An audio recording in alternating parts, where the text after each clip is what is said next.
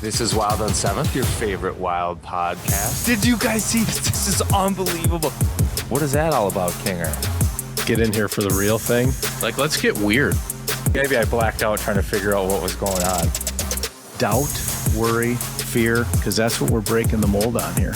Welcome to Wild on 7th, presented by Pilot Games. We're here until it's here.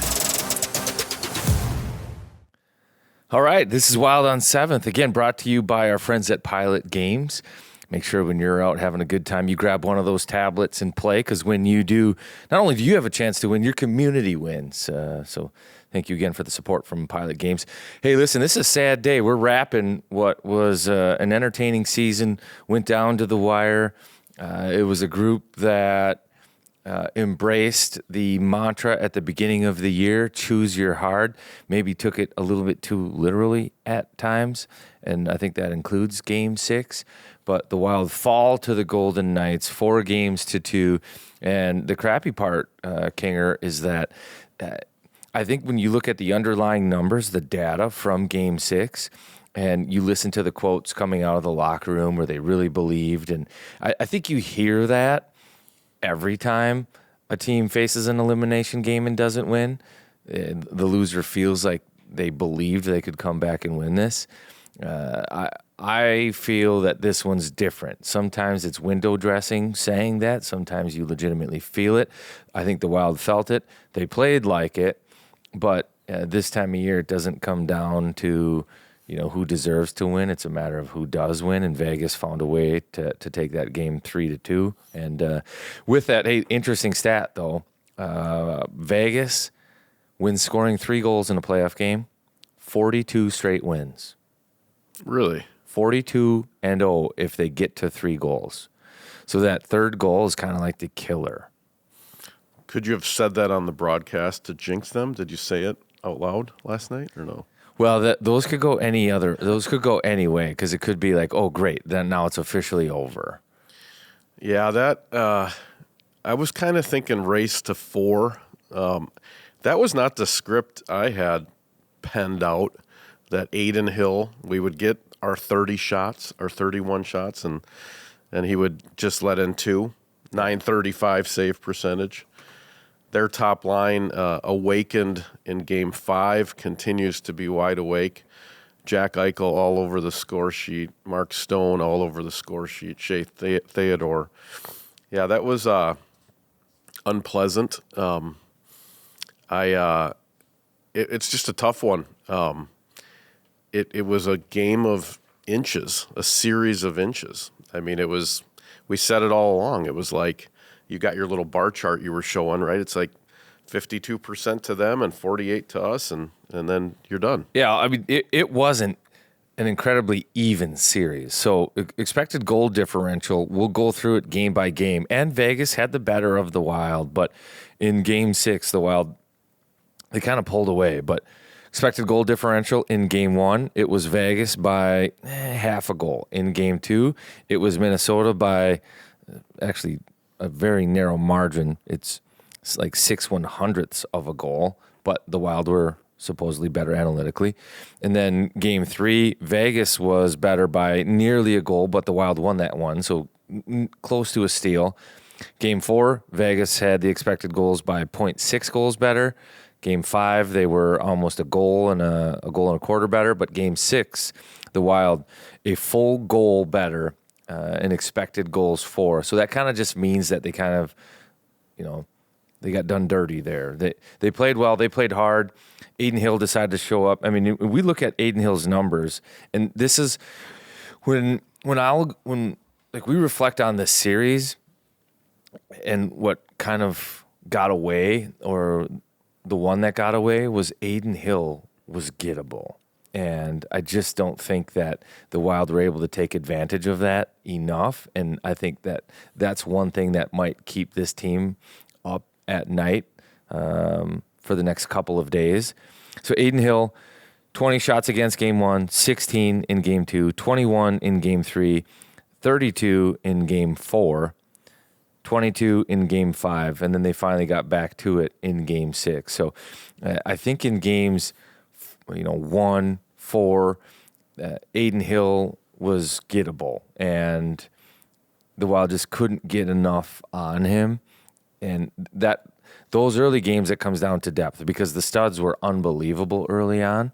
And then, the storyline that we kept going back to is, when are the D going to get involved offensively? When are they going to jump in? When are they going to pitch in? And maybe it was Vegas was just good at blocking shots, but the defense never had like that one where you're watching and it goes posting in. They had a couple posting out, and Faber did in Game 6 here, which was a bummer. But, Aiden Hill and his play, I think, is the one that got away. Like, the Wild could have made him kind of be the villain, or not the villain, the kind of the goat over there. Yeah, he left the porch door open for a few games there. He was good last night, unfortunately.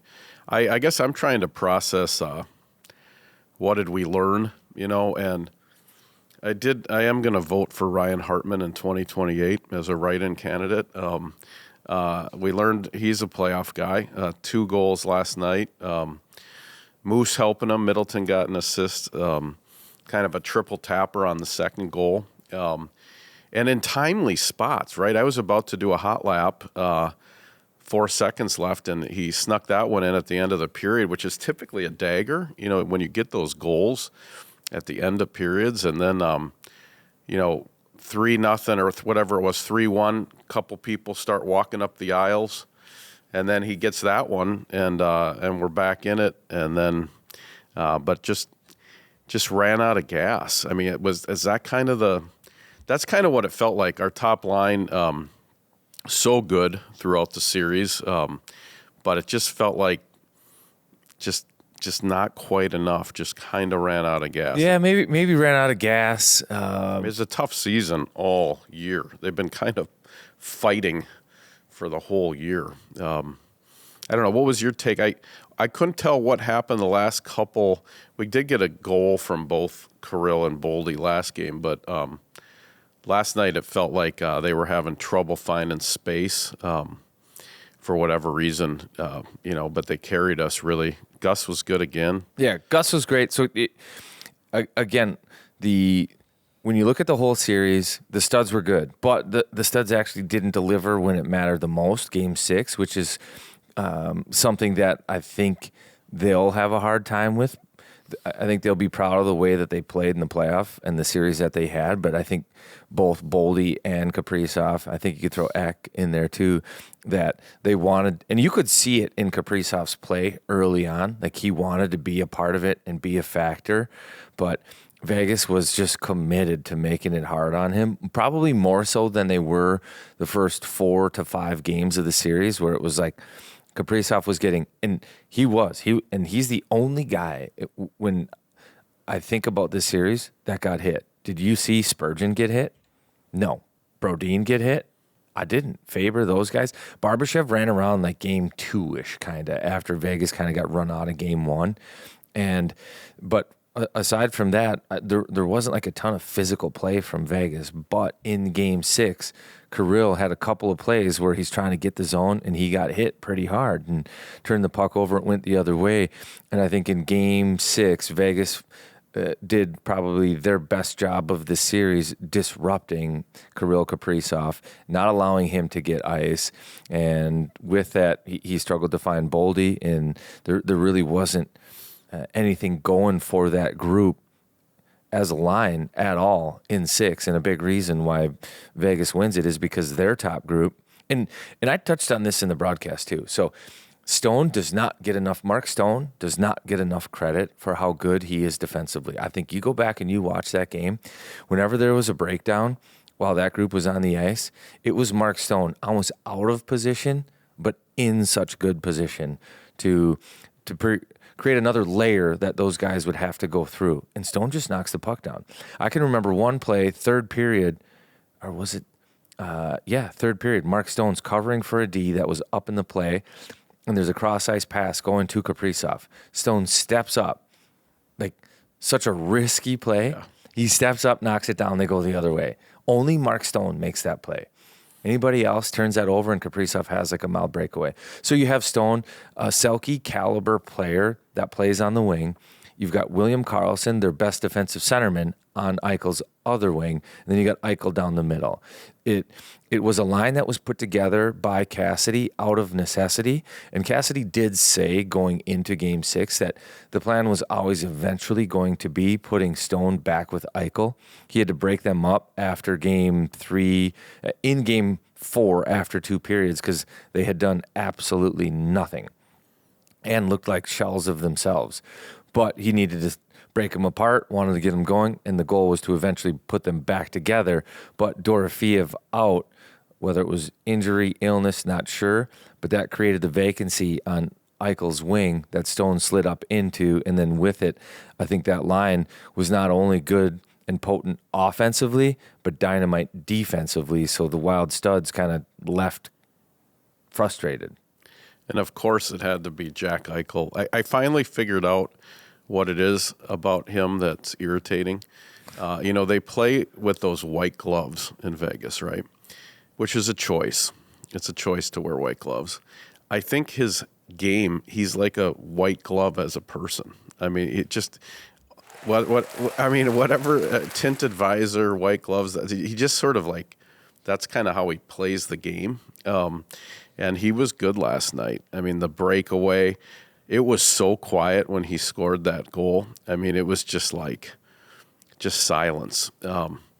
I definitely hated the Knights by the end. We definitely, it was, I don't know how you take something from it, because the fan base will say, we haven't won in the first round since 2015, but it felt way different than Dallas, St. Louis, some of the recent ones. It felt like we're like right there, but it's still far away, right? Because you either win or you don't. There's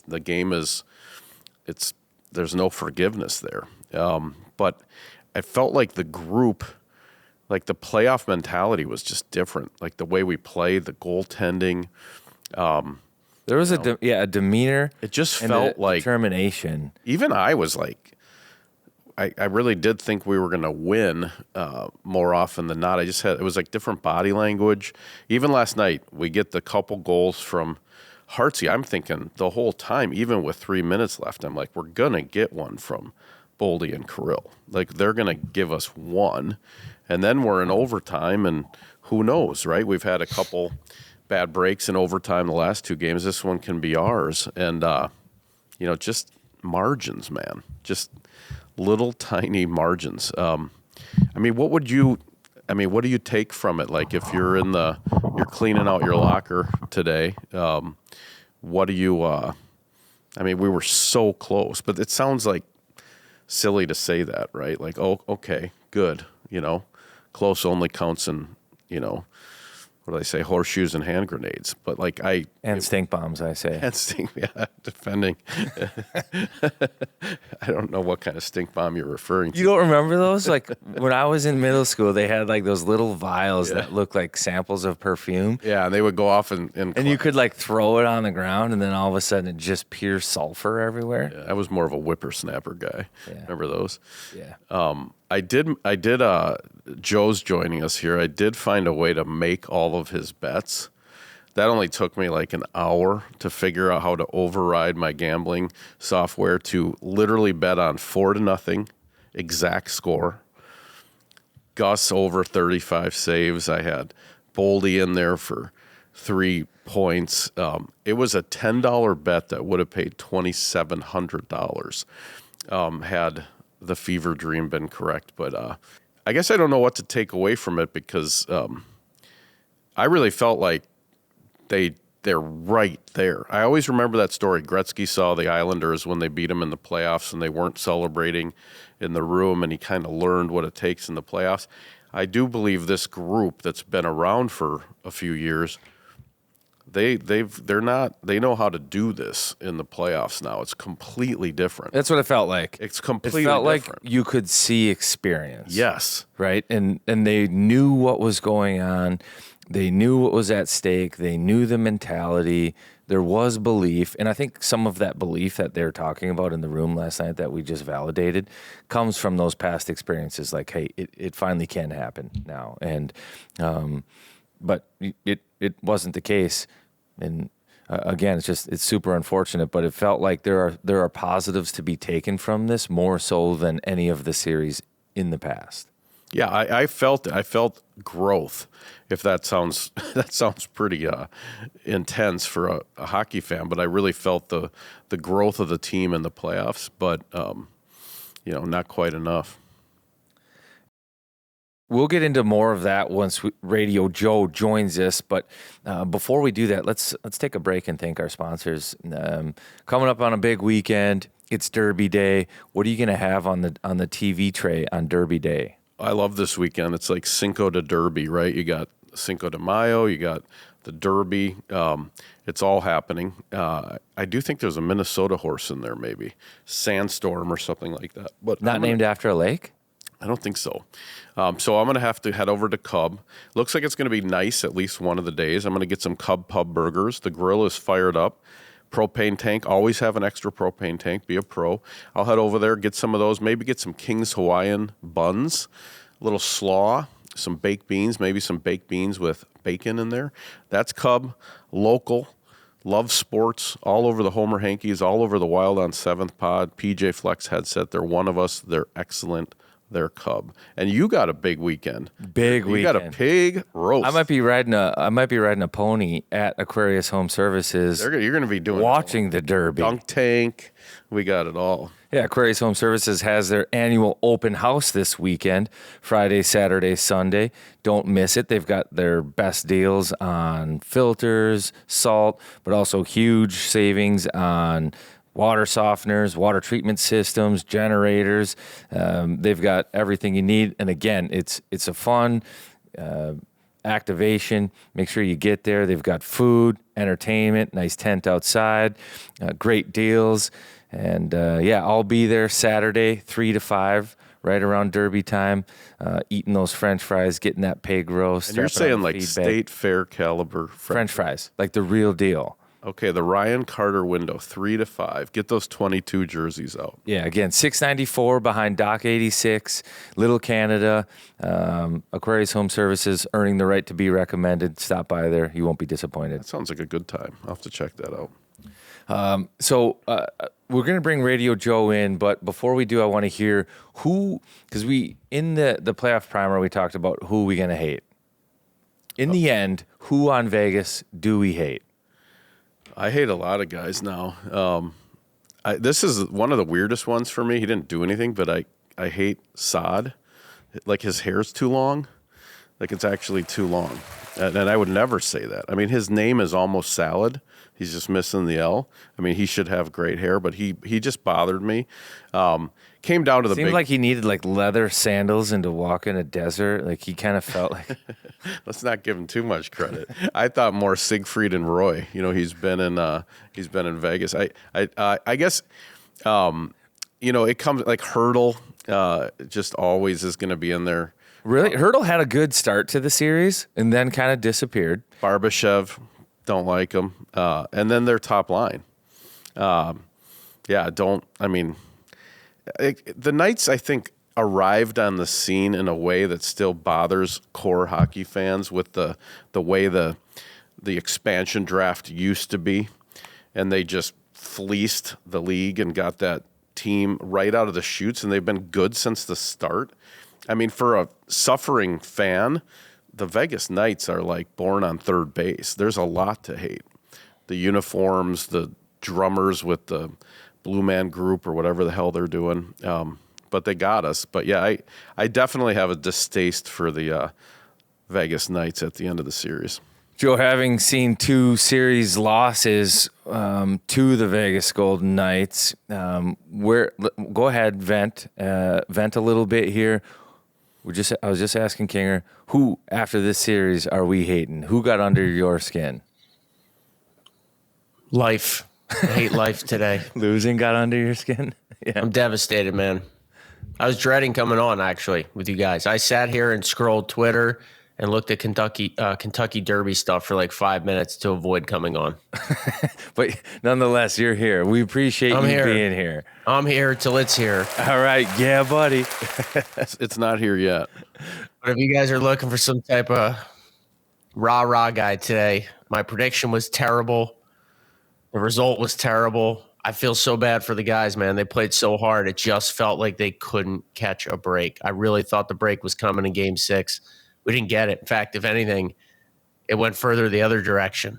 I don't know what you guys have discussed, but I'm kind of at a loss for words. It's the wrong time to have the radio guy that's never at a loss for words on, because that's how like rattled I am. I woke up this morning and was like, I wish I was in Vegas. Yeah. Like I wanted back there for game 7. I wanted game 7 so bad in this series. The series deserved a game 7. Like man. It was, we were talking about expected goal differential. It was under a goal every single game or right near a goal. Like the series was so tight. And after 4 games, I've talked about this. Both teams had won a game and both teams had some breaks from the referees and a lucky bounce. Yep. So the series was 2-2.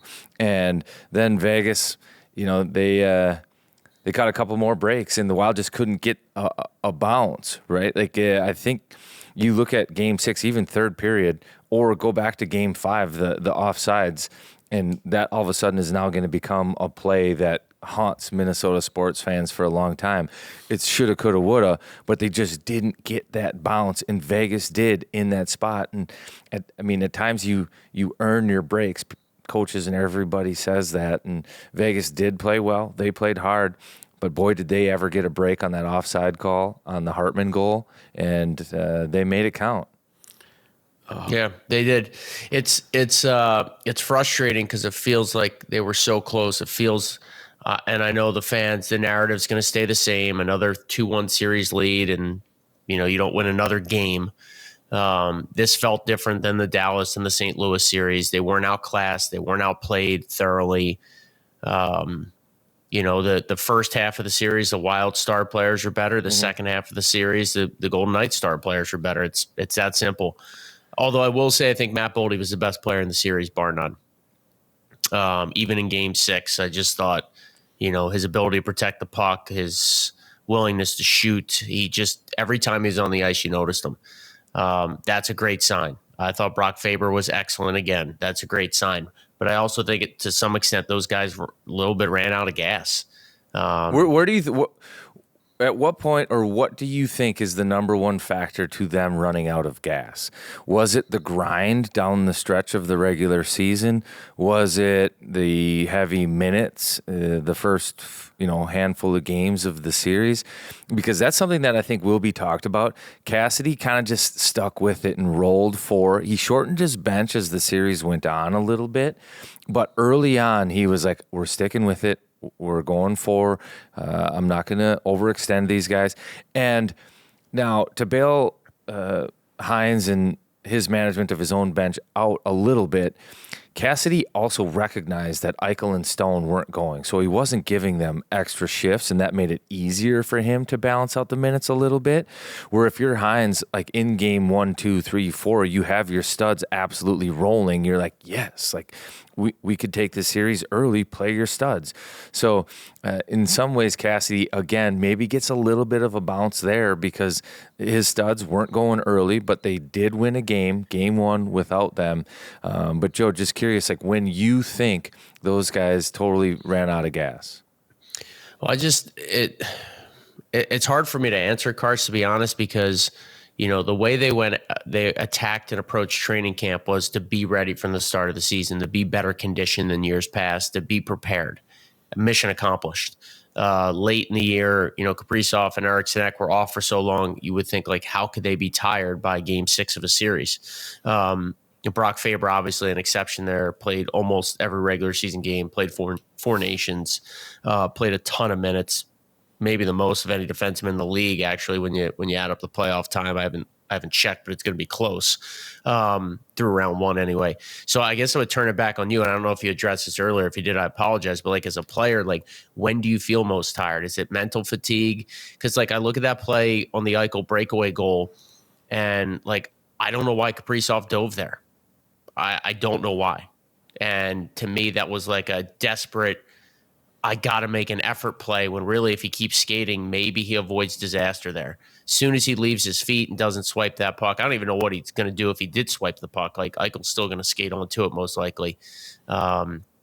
I watched like a psychopath the Mark Stone goal about 25 times today because I saw a breakdown on Twitter for how he pushed off on Spurgeon legally to give himself better net front positioning. And just watching that sequence, you've got Brodin, that was right after Eichel whiffed at the side of the net, right? So like bold. Actually, Gus made a save there. Gus got that one with his toe. Yeah. Yes, he did. And then the second one or whatever he fanned on. But like you got Boldy diving, you got Brodin diving. It was like all this desperation by the players. I got to cut you off, though. I don't think that Eichel fanned on that one. Boldy diving, actually stick check, hit Eichel's stick, and that's why Eichel fanned on that one. So the desperation was there, but they were diving around.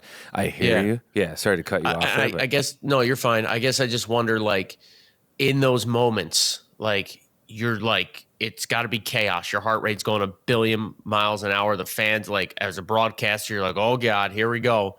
Like, you're just in the blender a little bit.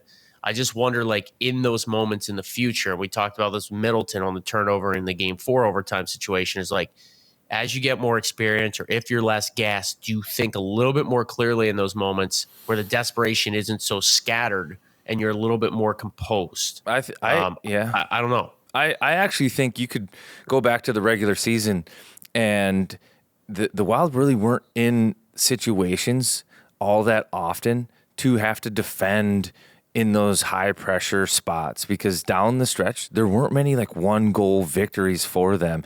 It was, and the ones that they had where they're charging from, a third period deficit to come back, tie it, and eventually try to win it in overtime. It was that kind of game that they were playing.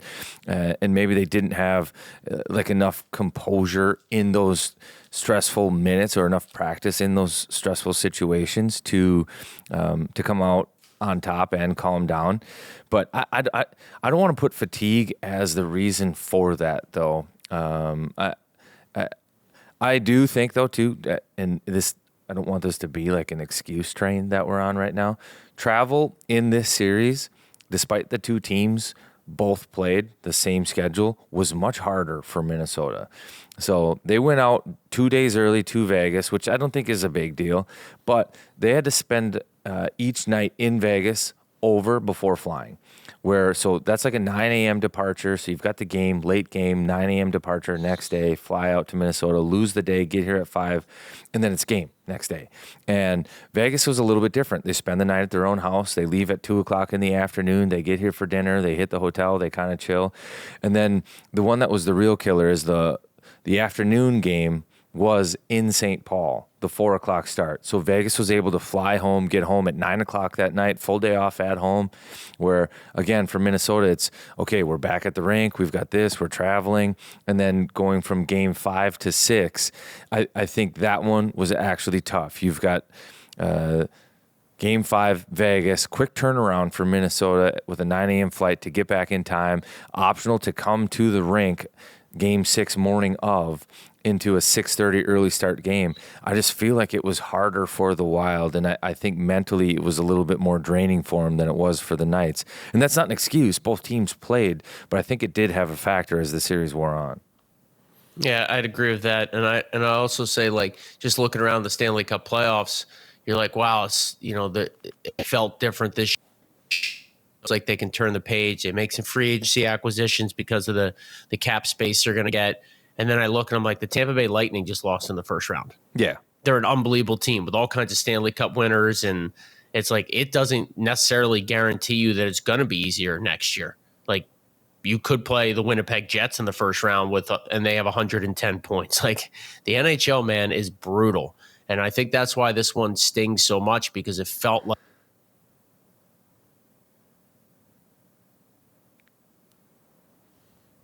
technical difficulties. I'm sure that was awesome. Felt like what, Joe? Felt like they were a better team at times. Yeah, and they were. That's the issue. Is they were a better team at times. That's why this one, I think, stings more than, that's why I'm so, like, just disappointed, like, devastated. I'm salty because I don't know, man. I got right away, like, walking out of the arena going, man, you got to go through 82 games again just to get back here. and they didn't accomplish anything this year, unfortunately, like from a playoff perspective. And Yeah. I'm not trying to minimize how hard they worked or what this team did, because it was a hell of an effort to get in, but they won 2 games again. You have 14 more to win if you're trying to win the Stanley Cup. Yeah, and that's when you look at it like that, it's like, whoa, like they have such a long way to go. And that's, again, it's not that I don't believe they can do it. It's just like, at what point do you have to learn what it takes to get over the hump? Like, how do you learn what it takes to get over the hump if you haven't done it? Yeah, I actually think they just need to break through that first barrier, and that is the first round curse right now. Like, and then it turns into more just hockey. And yeah, I think you go on a heater if you win the first round. I think all bets are off. now you're playing with house money. It's like your first period goal. Like, you're probably going to get another one second, third period. You're just feeling good about your game, right? Absolutely. And there was this psychology thing that was happening with you got to bring your suitcase to the rink, because if we win, we're going straight to Vegas and then maybe to LA or Edmonton. Like that whole, I'm packing for 8 days. Like that was, I think I got 2 suitcases by the door, Kinger. I don't know what to do with them. I know, but I think even the fans, I kind of had that, I think my suitcase was filled with neutrals and Manhattans and stuff, but I was like, I had that. I was like on the plane too. Like, I'm like, okay, like we're gonna win this one. You heard a lot of, if we win Game 6, we definitely win Game 7, right? So it was like we're just teetering on the edge of it. That's what makes it even worse. I will say the thing. By the way, how are you guys? Now you guys are professional, broadcasters and everything, but I can't get anything done on a game day in the playoffs. Like, and I think it's true of all the fans. It's almost like your life is going to be written, what's going to happen into your life, and you have nothing to do with it.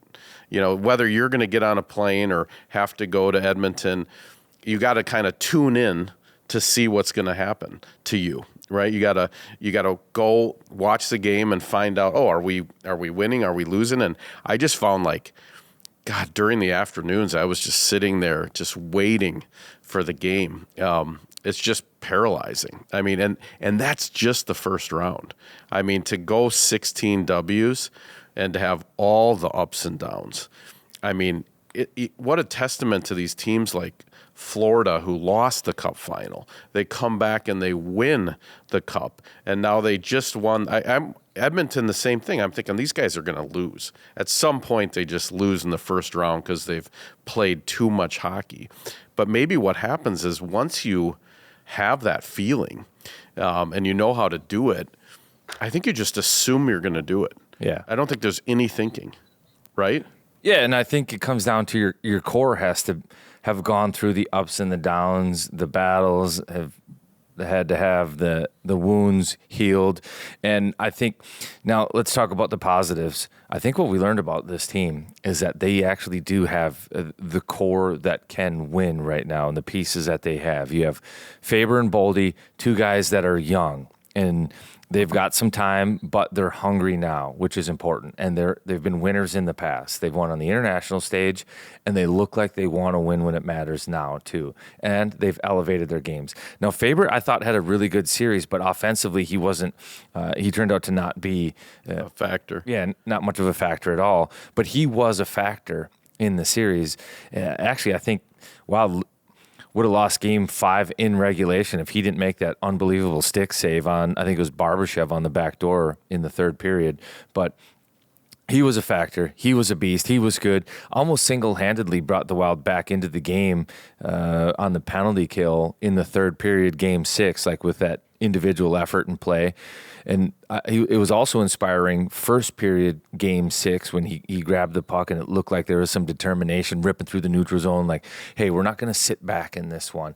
And Hines yesterday talked about, like, Faber now having some leadership and starting to talk a little bit more.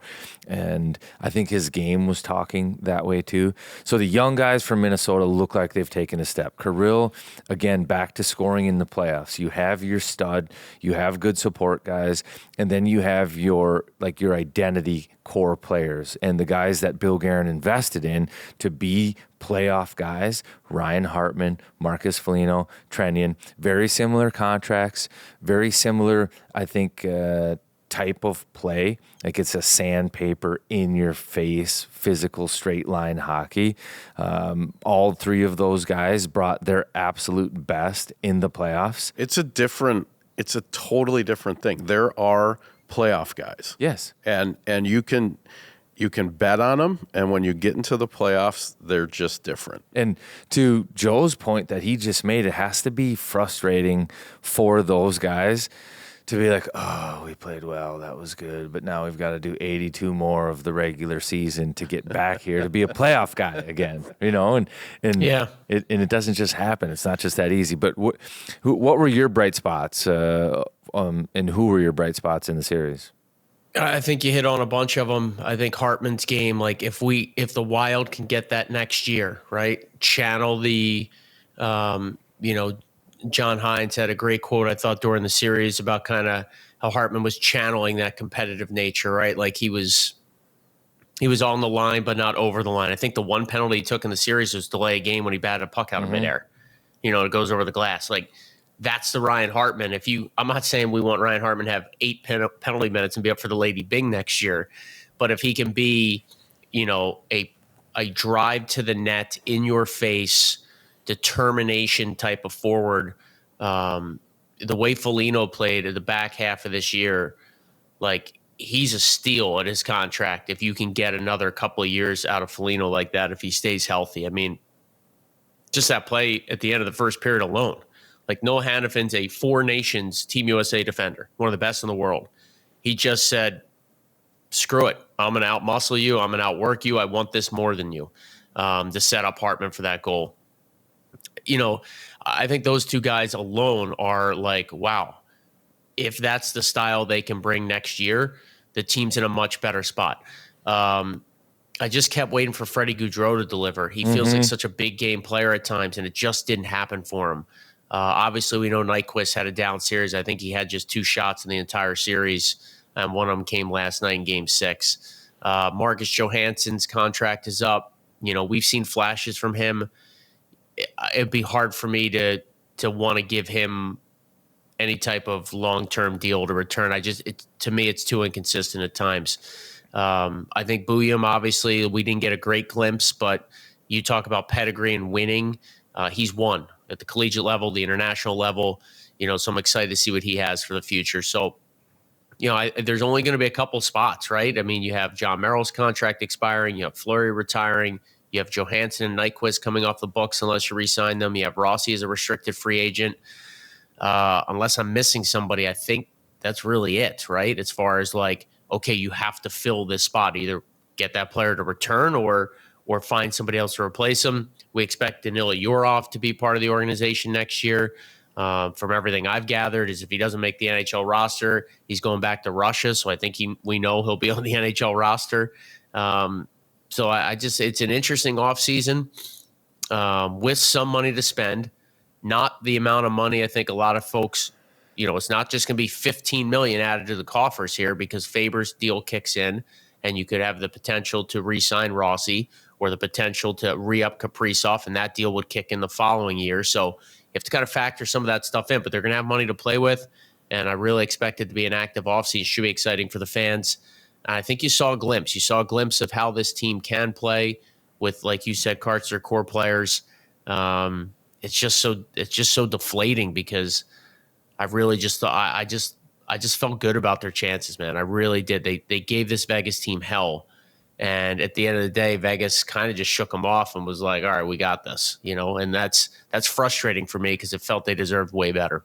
Right, and. So there's a couple elements of the Wild's game, too, that I think took steps. And we keep talking about how the Wild lost this series, but it felt different. You know what else felt different, but was much of the same, was the Wild's penalty kill. And I think that going into the summer, they can hope that this was maybe a a point in the season that they can look at and build off of and come into next year like feeling good about it.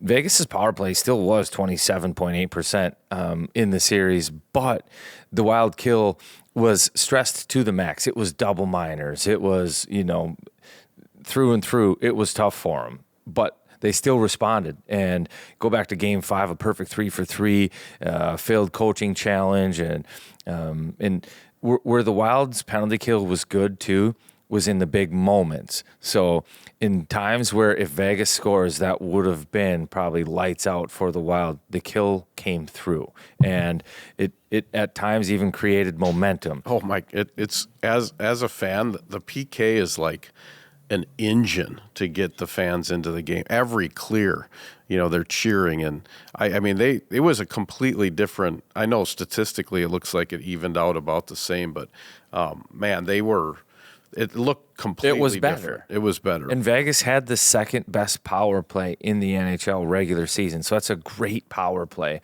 And they were able to be effective. Now, Vegas's guys found a way to get goals and everything. But I just also think that the kill felt different. It wasn't like the Dallas series or the St. Louis series where it was face-off win, shot, boom, and it's in the back of the net. So that one, I think the PK deserves a bouquet a little bit. To your point on the summer, and maybe not much is going to change, the one thing that I really would like to see the Wild do or get, if possible, is their face-off guy. Is a guy that is your 55%, roll him out there, second center on a shift, that takes every draw, and he can change things. The Wild gave up, not directly, but within 10 seconds of D-zone faceoffs, 4 goals against. And they're meaningful goals. Barbashev, OT goal off a D-zone faceoff. Howden, his OT goal off a D-zone faceoff. Hurdle's goal, that bank goal from Stone, off a D-zone faceoff for the Wild. And then Hurdle's little interference on Gaudreau Game 1, which I think that might have been the game-winning goal too. Or maybe that was the game's first goal. Regardless, it was a D-zone draw. His first goal, the first goal of the series came off a D-zone win by the Wild, and Faber got his pocket picked. And then the power play goal, the second goal of that game, was also off a draw. So that was 2 goals in that game. Yeah, I'm with you 1,000%. And if that face-off guy can be a penalty killer, like that's kind of double your value there, right? And and with that, I think it frees up Eriksson Ek to just be a little more offensive, to do some of these things that top line centers get to do. O-zone starts. So often Hines still has to put that group out for D-zone starts because he trusts Eriksson Ek in the dot. They need that guy to be able to change game script and how they use the top group, and to make faceoffs be a bigger part of the story, because faceoff percentages, they don't matter that much. What matters is like the plays that come off of them too. Like the Wild won 2 of those faceoffs, but Vegas was able to turn them into goals 4. And the Wild needed that. They didn't get it. I don't think they had a single O-zone draw goal in the series that I can remember. And it turned out to be a massive factor. And I'll parlay this and roll it into, they needed more shots. So Vegas through 5 games, and this was an astounding stat, they had 125 O-zone faceoffs to the Wild's 81. So almost 50% more Vegas had. So that's opportunities in the O-zone to start with your guys on the ice. You give Kaprizov 50 more O-zone starts, he's getting a couple more goals. Yeah, a couple more points, right? That changes the series. So they needed to shoot more. They needed to get Aiden Hill to have to freeze the puck more. They needed to be better O-zone faceoffs. They needed to clean up some things defensively in their own zone on faceoffs. They need to get better at cheating. Like that savvy faceoff guy too, let's call him Hurdle in this series, 2 interference plays off of faceoffs that led to goals 4. Like, we need that faceoff guy that's going to be savvy, that's going to win it, that you can count on. That's me and my little filibuster on faceoffs and how it had an impact on the series and how the Wild can improve over the summer on that. Well, it's the details. It's the little plays in the series that end up being a huge difference. Like, yeah, whether it's stick placement on a net front, whether it was a misread on a pinch, face-offs. Like, those are the details that become magnified this time of year. And unfortunately, as well as the Wild played, for as much as they outplayed the Golden Knights, you can come back to two or three little things down the stretch. The Nyquist offside, just a detail, right? If he stays on side, the Wild probably win Game 5. Like, and maybe we're not even having this conversation. So that's the thing that's just gonna.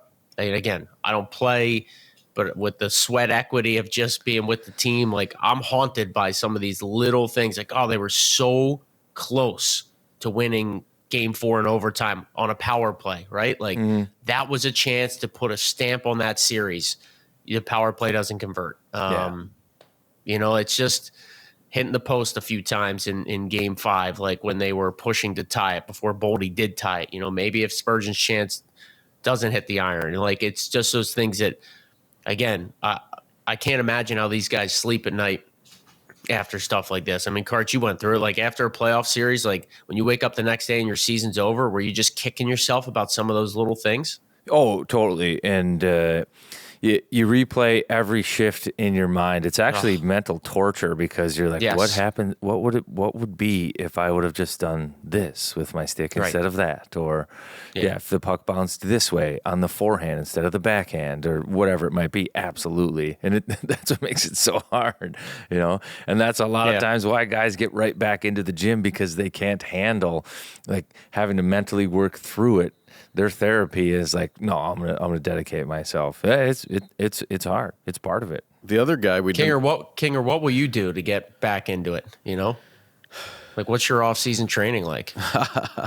That's a good one. I'm gonna golf today. I guess there's a joke. Ease the mind. There's a joke in there somewhere. But I don't know, man. I don't know. I'm kind of at a loss for words too. It was tough. When I find myself saying things that are positive, like I can hear in my own head, like, yeah, but we didn't even get to Game 7. But I don't. But I see it with my eyes. I can see the difference. I can see. I honestly don't even remember like the St. Louis and Dallas series, really, because we were never close enough that you felt it the way you felt this one. So I do think there's a difference. I think Gus is someone, when we talk about that core group taking us forward, I mean, being, for, like you said, his first time, the true one. I mean, this is a guy, he wins the Anaheim game, and then he's like, hey, Flower, why don't you, show all the Flower things for 5 minutes in overtime? I mean, he was the guy. Yeah. And I never had a feeling, that feeling when your goalie isn't playing well, and every time a puck goes to the net, it's just that funnel feeling of like, oh no, is it going in? Yeah, it's going. And I didn't even think about Gus. It's because there's no soft goals. He gave up one soft one to Pietrangelo. That was it. But you felt the other way, like every shot the Wild took could go in against Aiden Hill. I know, right? And but you're right. And I mean, that's a big piece, Gus, to have a good goalie. That's young. He's young as well. Let's spend a minute on Gus. So whatever he did, speaking of summer routines, Joe, whatever Gus did last summer, he needs to just do the exact same thing. I hope he kept a journal. I hope he kept a journal, and he's like, he just pulls it out, changes the year, and does whatever he's doing. Well, they sent Matt Harder out there, the Wild strength coach, to Skellefteå last summer to check in on him. Like, after the year, John Hines pulled a few players aside, as we know, and said, we need more.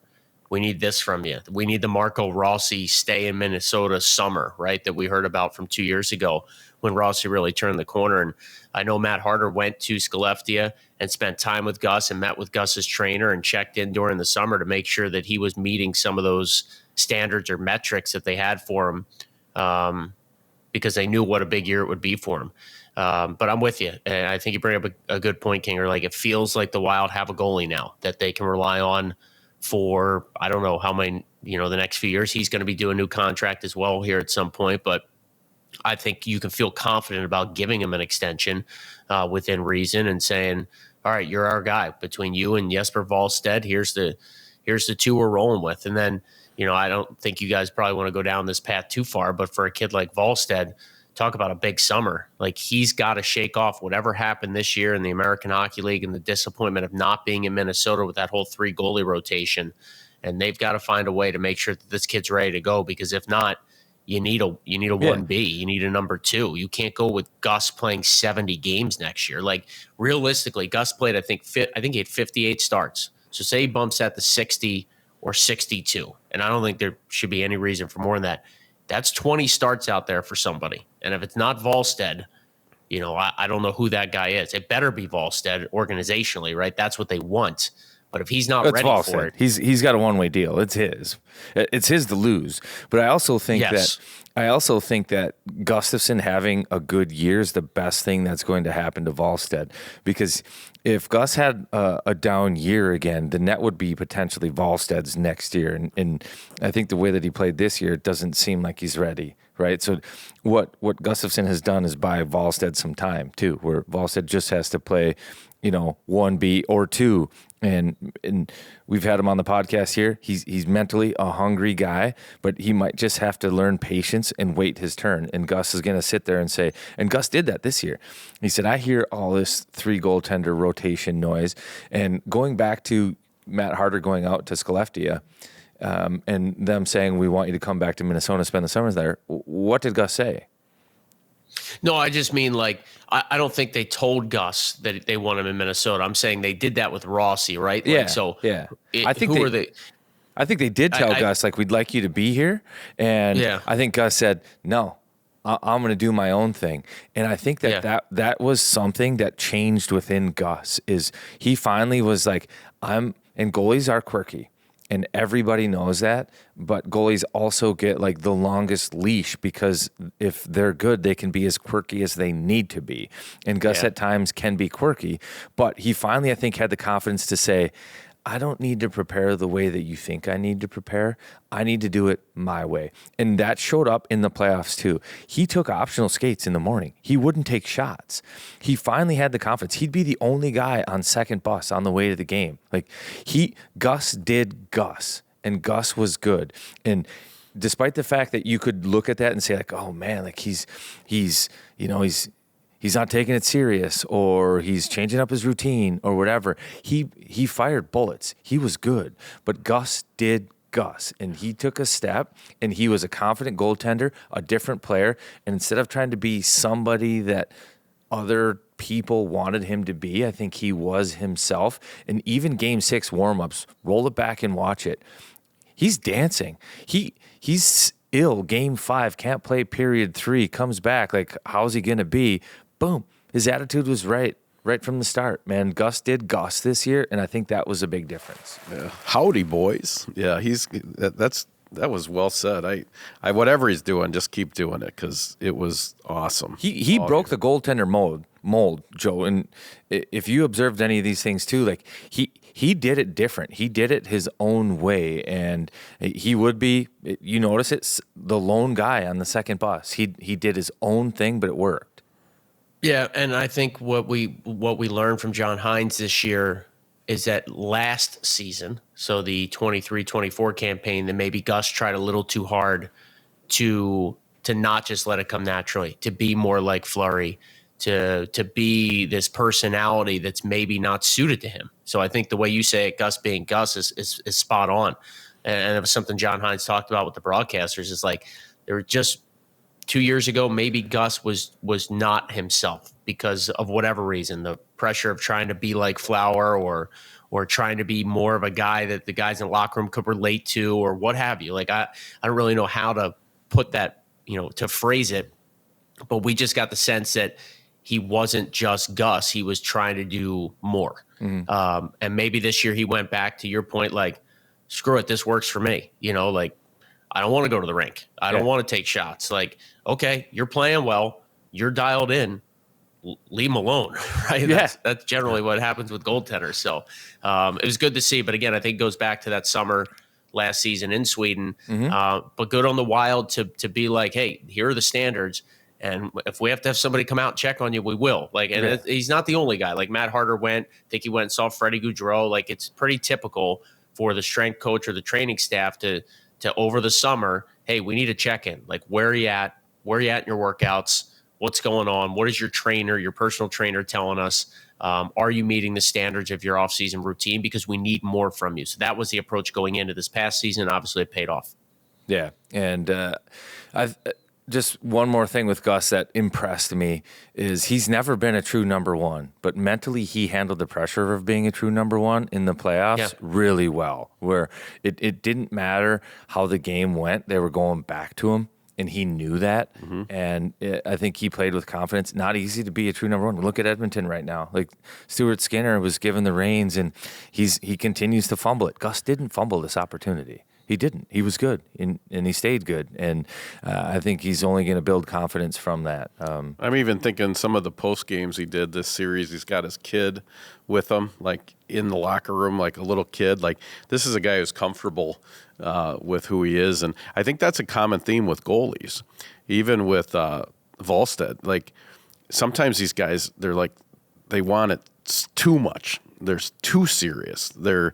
At some point you just figure out what works for you, and keep being Gus. The hard part too, and something I think stings with the series, is they got the goaltending that they needed or that wins. You look at other series like Darcy Kemper, good, but couldn't keep it together, right? Unraveled. Stuart Skinner in Edmonton, gone. Like, even Ottinger gives up, 5 last night in their game 6, so they're going to 7. Like, the goaltending across the league has not been top notch, but Gustafsson was throughout, and so they got the quality goaltending that they needed. They just couldn't get enough past Aiden Hill is the issue. But all right, well, any more bouquets we got to hand out before we get out of here and put a bow on this and wait till we hear from the players and their exit interviews? Like, good young guys, to recap. Great young guys, good core guys. Goaltending was there. Couple elements of their game that need to improve. Face-offs and maybe big moment scoring, different things. But I think I've got to eat some crow, Jack Eichel. It was fun to watch him struggle early in the series, but when he came to life, it was like, okay, this is why this is why he's good. And Mark Stone became a gamer. He's a playoff guy. He's one of those guys that you maybe just don't like, but you have to respect, and he's crafty and good.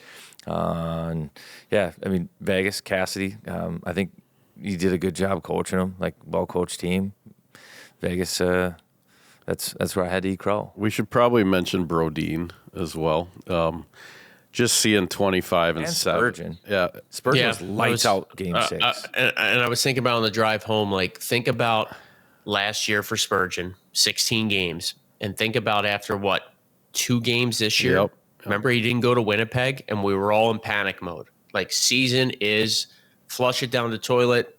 Spurgeon's back and hip stuff reoccurring. He won't be, his career could be in question. And he came back and for the most part played the rest of the year and was remarkable. And at his size, I saw something the other day. I haven't fact checked it, but somebody had it on Twitter that Spurgeon could be the second defenseman in NHL history, 5'9" or shorter, to reach 1,000 games. Really? Who's the other? Yeah. Darius Kasparaitis? No, it's he's actually a former North Star, Leo Boivin. Huh. I think I butchered that, but I'll look it up. Tom Reed played with him because I asked him about him. He said that guy could hit. Really? Yeah, Leo Boivin, Boivin. I like those little. He's a former North Star. He played kinda. He was listed at 5'7", 177, and played 1,150 games. And Tom Reed said when he hit you, he was like a tank. But if that's true, Spurgeon could hit the 1,000 game plateau. Might be at the end of next year because he hit 900 late this season. But it would just be a remarkable feat if that is true, to be the second defenseman ever in NHL history, less than 5'9" or shorter to play 1,000 games. He just, I know he's not the most boisterous guy. He's kind of soft spoken, but what a leader. Even that shot block, he saved a goal last night to keep the Wild in it. Just a lot of respect for him to go through what he went through last year and lay it all on the line again this year. especially being undersized, pretty remarkable. Yeah. Any more bouquets? No, I don't know. I like the group. I like the culture. I like that we're getting better, but the job's not done yet. So Again, the silver lining of all this is that we're here till it's here, so there will be more podcasts. But we're going to put a wrap on this one, and but we'll be back for a kind of a season-long wrap, and we'll wait until after the exit interviews of the players and to get everything from that. But thank you for listening. Thank you to the sponsors, Cub, Jimmy's, Wild Construction, Aquarius Home Services, Pilot Games, T-Rex Cookies, Bosch Law with the injury report, and Pep's Original Draft House Pizzas. So appreciate everybody. Duke Cannon as well, the interview sponsor. Everybody that supported the podcast and made it possible this year is a lot of fun. Wish we still had a few more to go here in the playoffs. But thanks for riding with us, Joe. That was a roller coaster. Yeah, appreciate you guys. Thanks for having me on. Thanks for all the listeners and viewers checking it out. And again, we got to take the silver lining, the positivity out of this thing. I'm usually a glass half full guy. So the way they played, this felt different. Let's just keep that in the back of our mind as we go into, unfortunately, a long summer and get ready for October. hey, is one-on-one with Joe O'Donnell, you going to record some over the summer?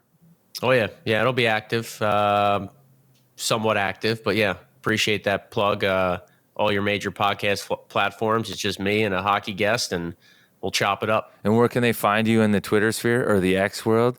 At Radio Joe? At Wild Joe Radio. At Wild Joe Radio. I have to ask you that all the time. I should just know by That's now. all good, man. You got the weird underscore in your Twitter handle. Too many so. Ryans out there.